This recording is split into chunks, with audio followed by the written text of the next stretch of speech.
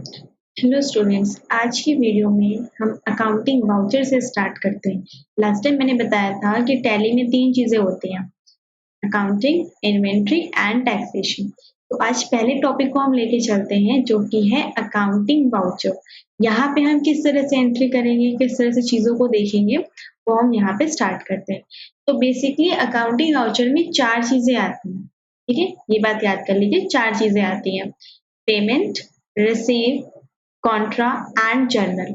इन चारों को पहले हमें आइडेंटिफाई करना होगा। मीन्स जैसे आपको कोई क्वेश्चन मिला कि सैलरी पेड, तो पहले हमें ये देखना पड़ेगा कि वो किस वाउचर से रिलेटेड है। अगर देख रहे हैं कि पेमेंट से रिलेटेड है तो इसे पेमेंट वाउचर में करेंगे। रिसिप्ट, आपको लग रहा है कि पैसा कुछ आ रहा है तो आप इसे रिसिप्ट वाउचर में करेंगे।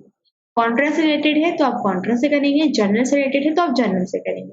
मीन्स आपको कोई भी ट्रांजैक्शन मिल रहा है तो पहले आपको उसको आइडेंटिफाई करना होगा कि वो किस वाउचर को बिलोंग कर रहा है, तब हम जाकर के उसकी एंट्री को पास आउट करेंगे। तो अब कैसे पहचानेंगे, उसके लिए पहले हम थोड़ा सा आपको बता देते हैं कि सारी चीजें क्या होती हैं। सबसे पहले बात करते हैं पेमेंट वाउचर की।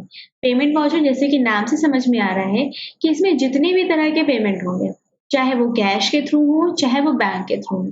आपको अगर एंट्री पढ़ने से, क्वेश्चन पढ़ने से ऐसा लग रहा है कि इसमें भाई हमारे बिजनेस का पेमेंट हो रहा है, पैसे हमारे बिजनेस से जा रहे हैं, तो आप इसे कहाँ पे इंक्लूड करेंगे? पेमेंट वाउचर में। उसकी एंट्री कहाँ होगी? पेमेंट वाउचर में। इसकी शॉर्टकट क्या होती है? F5। ठीक है, फंक्शन कीज मैंने बताई थी लास्ट वीडियो में कि F1 से F12 तक पूरी अच्छे से याद कर लीजिएगा, उनकी जरूरत पड़ेगी यहाँ पे। तो यहाँ देखिए मैंने 4 चीजों का यूज बताया। यहाँ पे अकाउंटिंग वाउचर में F4 से लेके F7 तक हम यूज करेंगे। तो पेमेंट वाउचर में जाने के लिए शॉर्टकट की क्या होती है? F5। फिर से एक बार, किसी भी तरह का कैश पेमेंट हो रहा है या बैंक के थ्रू पेमेंट हो रहा है, मीन्स आपने मोहन को 100 रुपए दिए तो ये क्या है? पेमेंट हो रहा है।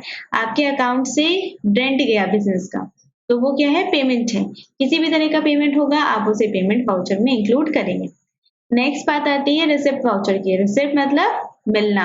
आपको किसी भी एंट्री को पढ़ के, क्वेश्चन को पढ़ के लग रहा है कि हमारी इनकम का सोर्स है, इससे हमारे बिजनेस में कैश या बैंक किसी भी तरह से बिजनेस में पैसा आ रहा है, चाहे वो कैश भी रिसीव हो सकती है आपको, चाहे बैंक में भी आपके बिजनेस की पैसा आ सकता है।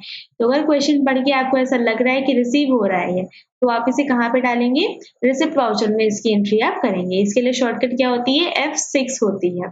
जैसे रेंट रिसीव बाय राम, ठीक है, तो कहाँ पे हम इसको इंक्लूड करेंगे? रिसिप्ट वाउचर में। ठीक है, एक कस्टमर ने डायरेक्टली हमारे अकाउंट में डिपॉजिट कर दिया अमाउंट, तो मीन्स हमारे पास तो बिजनेस में पैसा आ रहा है ना, भले वो किसकी फॉर्म में हो, बैंक के फॉर्म में हो, तो आ रहा है, रिसीव हो रहा है, किसी भी सोर्स से हो रहा है। इनकेस आपने लोन लिया है बैंक से तो भी तो आपके बिजनेस में पैसा आ रहा है। किसी भी सोर्स से अगर पैसा आ रहा है बिजनेस में तो आप इसे रिसिप्ट वाउचर में शो करेंगे। इसकी शॉर्टकट F6 होती है। नेक्स्ट बात करते हैं कॉन्ट्रा वाउचर की। अब ये कॉन्ट्रा क्या होता है? 4 तरह की ट्रांजैक्शंस को हम इसमें इंक्लूड करते हैं। वो 4 क्या है? सबसे पहले अगर हम किसी बैंक में, मीन्स अपने बैंक में पैसा डिपॉजिट कर रहे हैं, जैसे हमारे बिजनेस का बैंक है SBI बैंक में, तो हम उसमें पैसा डिपॉजिट कर रहे हैं, तो हम कहाँ पे इसको इंक्लूड करेंगे? कॉन्ट्रा वाउचर में। अगर हम अपने बैंक से विड्रॉ कर रहे हैं अपने लिए, फॉर द ऑफिस यूज, हम अगर पैसा विड्रॉ कर रहे हैं तो इसे हम कहाँ पे इंक्लूड करेंगे? कॉन्ट्रा वाउचर में। 2 चीजें हो गई, पैसा जमा करना, पैसा निकालना।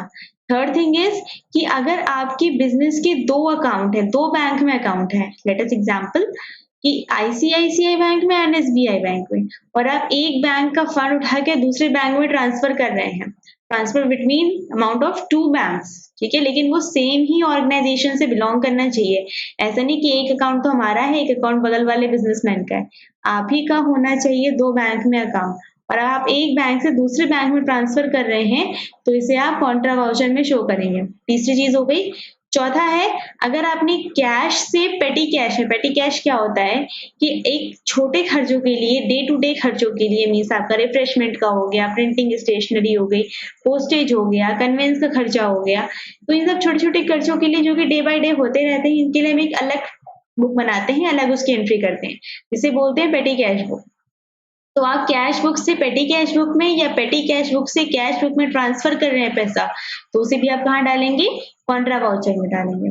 फिर से एक बार, अकाउंट में पैसा डिपॉजिट करना, अकाउंट से पैसा विड्रॉ करना, बैंक अकाउंट से 2 बैंक अकाउंट के बीच में फंड को ट्रांसफर करना and fourth thing is cash से petty cash and petty cash से कैश में ट्रांसफर करना। इसे हम कहाँ पे इंक्लूड करेंगे? कॉन्ट्रा वाउचर में इंक्लूड करेंगे और इसकी शॉर्टकट क्या होती है? F4 होती है। लास्ट वन जनरल वाउचर, इसकी शॉर्टकट है F7। जो एंट्री में किसी भी तरह का पेमेंट रिसिप्ट कुछ ना हो रहा हो, जितने भी आपके कैपिटल गुड्स आपने मान लेते हैं क्रेडिट पे खरीदे हैं, तो आप इसे कहाँ पे शो करेंगे? जनरल वाउचर में शो करेंगे। आपके जितने ड्यू डिडक्शंस हैं या क्लोजिंग एंट्रीज है, उसे आप कहाँ पे शो करेंगे? जनरल वाउचर में शो करेंगे। ओके, इसकी शॉर्टकट F7 होती है। यही 4 चीजें हैं जो आपको अकाउंटिंग वाउचर में पढ़नी है। अब हम धीरे-धीरे एक तरह से एग्जाम्पल लेते जाएंगे और क्वेश्चन को अपने करते जाएंगे, उसी के थ्रू आपको समझ में आएगा। तो ये चारों चीजें आई होप यू अंडरस्टैंड।